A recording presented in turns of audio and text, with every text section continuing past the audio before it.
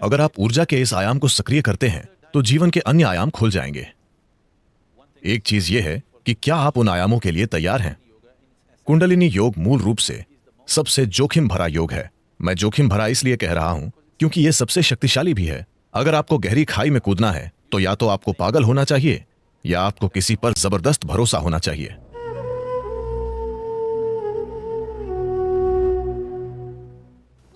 तो कुंडलिनी क्या है? अभी मैं बोल रहा हूं, यह कुंडलिनी है। आप सतर्क हैं और सुन रहे हैं। अगर आप सतर्क होकर सुन रहे हैं, यह कुंडलिनी है। एक फूल खिल रहा है, वो कुंडलिनी है। एक कुत्ता भौंक रहा है, वो भी कुंडलिनी है। या दूसरे शब्दों में, अस्तित्व की मौलिक जीवन शक्ति को हम कुंडलिनी कहते हैं। अब सिस्टम के भीतर, मानव प्रणाली के भीतर, अगर आप इसे एक तरह के जीवन पैकेज के रूप में देखें तो यह जीवन का एक टुकड़ा है। जीवन का यह टुकड़ा एक खास तरीके से इस ऊर्जा की परतों के साथ पैक किया गया है। ऊर्जा का एक आयाम तुरंत जीवित हो जाता है क्योंकि यह आपके अस्तित्व की प्रक्रिया के लिए जरूरी है। ऊर्जा के अन्य आयाम तब तक जीवित नहीं होंगे जब तक आप उनके बारे में कुछ नहीं करते। जब तक आप उनके बारे में जागरूक नहीं हैं और उन्हें एक खास तरीके से सक्रिय नहीं करते, तब तक वे अस्तित्व में नहीं आते। वे शांत रहते हैं। निष्क्रिय ऊर्जा उस ऊर्जा से बहुत बड़ी है जो अभी उपयोग में है। अपना जीवन चलाने के लिए, एक भौतिक जीवन को पूरी तरह से जीने के लिए, एक पूर्ण भौतिक और बौद्धिक जीवन जीने के लिए आपको चक्रों में से बस 21 चक्रों को सक्रिय करना जरूरी है। इन 114 में से अगर 21 सक्रिय हैं तो आप पूरा जीवन जिएंगे। आप किसी भी कमी को महसूस नहीं करेंगे। आप एक पूरा भौतिक जीवन जिएंगे। आपके जीवन में कोई समस्या नहीं होगी। आप सोचेंगे कि आप एक बड़ी सफलता हैं, लेकिन आप केवल 21 हैं, जो कि 21% से कम है। 114 में से 20% से कम। 20% से कम में भी आप बिना किसी कमी के पूर्ण जीवन महसूस करेंगे। जीवन का बाकी प्रतिशत वो किस बारे में है? अगर आपका इरादा सिर्फ अच्छे से जीने का है तो इसकी जरूरत ही नहीं है। अगर आप ऊर्जा के इस आयाम को सक्रिय करते हैं तो जीवन के अन्य आयाम खुल जाएंगे। एक बात यह है कि क्या आप उन आयामों के लिए तैयार हैं। सवाल यह नहीं है कि यह अच्छा है या बुरा। सवाल यह है कि क्या आप उसके लिए तैयार हैं। क्योंकि भले ही सबसे अच्छी चीजें आपके जीवन में आए, पर आप उनके लिए तैयार न हो तो यह आपके लिए अच्छा नहीं होगा। आपके अनुभव में यह अच्छा नहीं होगा। अगर कुछ आपके पास तब आया जब आप उसके लिए तैयार नहीं थे, है कि नहीं? अगर यह सबसे बड़ी चीज हो तो भी शायद यह सबसे बड़ी चीज हो, पर यह तब आई जब आप तैयार नहीं थे, तो यह अच्छी बात नहीं है ना?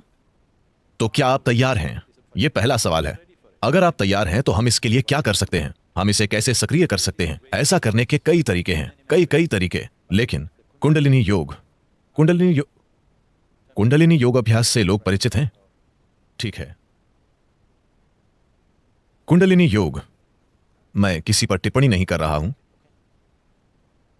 कुंडलिनी योग मूल रूप से सबसे जोखिम भरा योग है। मैं जोखिम भरा इसलिए कह रहा हूं क्योंकि यह सबसे शक्तिशाली भी है। सबसे शक्तिशाली हमेशा सबसे खतरनाक भी होता है अगर गलत तरीके से किया जाए तो। अभी दुनिया में कई प्रकार की ऊर्जाएं हैं। बिजली को भी कई अलग अलग तरीकों से पैदा किया जा रहा है। एक तरीका है कि हम इसे परमाणु रिएक्टरों के माध्यम से करते हैं। यह ऊर्जा उत्पादन का सबसे कारगर तरीका है जिसे हम अभी जानते हैं, लेकिन यह सबसे खतरनाक तरीका भी है ना? जब चीजें गलत हो जाती हैं तो वे गंभीरता से गलत हो जाती हैं। जब चीजें सही होती हैं तो यह दुनिया में ऊर्जा का उत्पादन करने का वाकई सबसे आसान और अच्छा तरीका है, परमाणु ऊर्जा। लेकिन जब यह खराब हो जाता है तो यह वास्तव में इस तरह खराब हो जाता है कि आपको बाहर भी जल्दी बदलाव लाने के लिए तैयार होना चाहिए, वरना चीजें बड़े पैमाने पर बिखर जाएंगी। शास्त्रीय यौगिक परंपराओं में हम पारिवारिक स्थितियों में रहने वाले लोगों को एक प्रकार का योग सिखाते हैं। एक अन्य प्रकार का योग है जो हम तपस्वियों को सिखाते हैं। ईशा में हमारे पास दोनों रूप हैं। हमारे पास तप योग है और सामान्य योग भी है। हम आपको तपस्वी योग कभी नहीं सिखाएंगे। यह योग का सबसे शक्तिशाली तरीका है, लेकिन इसमें अनुशासन और फोकस की जरूरत होगी जो आप अपने सामान्य जीवन में नहीं कर पाएंगे। अगर आप उस तरह का योग करते हैं तो यह आपके बाहरी जीवन को तुरंत तोड़ फोड़ देगा। अब यह योग आपके जीवन में जोड़ तोड़ करने के लिए नहीं बनाया गया है। यह आपके जीवन को बेहतर बनाने के लिए बनाया गया है। जब जीवन बेहतर होता है, जब चीजें बेहतर होती हैं, आप अधिक पैसा कमाते हैं, आपका बिजनेस बेहतर हो रहा है, आपका पेशा बेहतर हो रहा है, आमतौर पर दुर्भाग्य से परम की तलाश करने की आपकी लालसा धीमी हो जाती है। हाँ, तो वास्तविक अर्थों में यह तरीका अच्छा नहीं है। पर यह आज की दुनिया में काम करने का एकमात्र तरीका है, और यह एकमात्र तरीका है जो अधिकांश लोगों के लिए कारगर होता है। बहुत कम लोगों के लिए हम इसे अन्य तरीकों से कर सकते हैं। हम इन सभी चीजों को दरकिनार कर सकते हैं और बस बहुत ही शक्तिशाली तरीके से काम कर सकते हैं, पर यह उनके आसपास के सभी सामाजिक ढांचों को खत्म कर देगा जो हर किसी के लिए अच्छा नहीं है। तो ये विभिन्न आयाम हैं। अगर कुंडलिनी योग का अभ्यास करना है तो आपको एक निश्चित प्रकार के वातावरण में होना चाहिए। आप सामाजिक परिस्थितियों में रहकर कुंडलिनी योग नहीं कर सकते, वरना कुंडलिनी योग के नाम पर आप कुछ सरल कर रहे हैं, क्योंकि कुंडलिनी योग आपको कुछ दिनों के भीतर बदल सकता है। अचानक अभ्यास के 2 दिनों बाद ही आप अपने ही घर में एक अजनबी की तरह महसूस करेंगे, क्योंकि यह आपके बारे में सब कुछ बदल देगा। क्या हम कुंडलिनी ऊंचा उठा सकते हैं? हाँ, हम कर सकते हैं। एक तरीका यह है कि मददगार माहौल बनाया जाए ताकि यह धीरे धीरे बढ़े। दूसरा तरीका इसे इस तरह भड़काना है कि यह जल्दी से बढ़ जाए। अगर यह जल्दी से बढ़ जाती है तो सब कुछ नाटकीय रूप से बदल जाता है। अगर यह धीरे धीरे बढ़ती है तो बदलाव धीरे धीरे होगा। आप समय के साथ बदलाव संभाल पाएंगे, लेकिन अगर यह बहुत जल्दी होता है तो आप बदलाव संभाल नहीं पाएंगे। ऐसा लगेगा जैसे चीजें बिखर रही हैं। तो ऐसा करने के अलग अलग तरीके हैं। कितने तरीके हैं? बहुत सारे तरीके हैं। मैं सभी तरीके नहीं बताऊंगा। ऐसा करने के कई तरीके हैं। मूल रूप से इसे करने के 112 तरीके हैं। 112 तरीके हैं जिनसे आप इसे अपना सकते हैं। आधार से इसके लिए आपको ढांचे को जानना होगा, वरना यह बहुत लंबा हो जाएगा। इन 114 चक्रों में से 7 ऐसे हैं जिन्हें हम 7 आयामों के रूप में पहचानते हैं। इनमें से 6 शरीर के भीतर हैं, एक भौतिक शरीर के बाहर है। इसलिए अगर आप इन 112 तरीकों को अपनाते हैं तो आप 6 चक्रों को संभाल लेंगे। 7वें को आप संभाल नहीं सकते। 112 तरीके हैं जिनसे आप एक चक्र को प्राप्त कर सकते हैं, जिसे हम आज्ञा कहते हैं। लेकिन आज्ञा से सहस्त्रार तक कोई रास्ता नहीं है।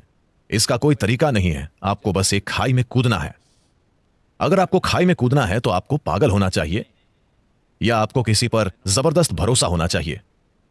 कोई व्यक्ति कूदो कहता है और आप कूद रहे हैं क्योंकि आपको किसी पर इतना गहरा भरोसा है। लेकिन जब वो जंप कहता है तो यह आपके लिए अच्छा ही होगा। आप बस एक बिना तल के गड्ढे में कूद जाते हैं। तो मूलाधार से आज्ञा तक की यात्रा, वहां पहुंचने के 112 रास्ते हैं, पर वहां से वहां तक कोई रास्ता नहीं है। यह सिर्फ एक छलांग है। वो विश्वास में, भक्ति में या पागलपन में हो सकता है। चुनना आपको है।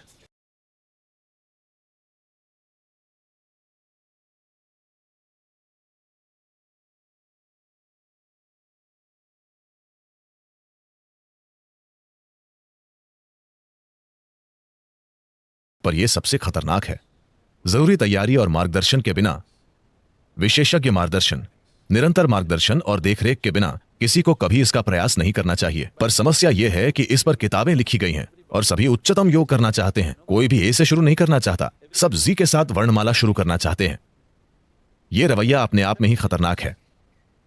जो शक्ति जीवन में परिवर्तन ला सकती है वो जीवन का विनाश कर सकती है, सिर्फ इसलिए कि जरूरी प्रतिबद्धता, समर्पण, ध्यान और समझ के बिना इसे किया जा रहा है।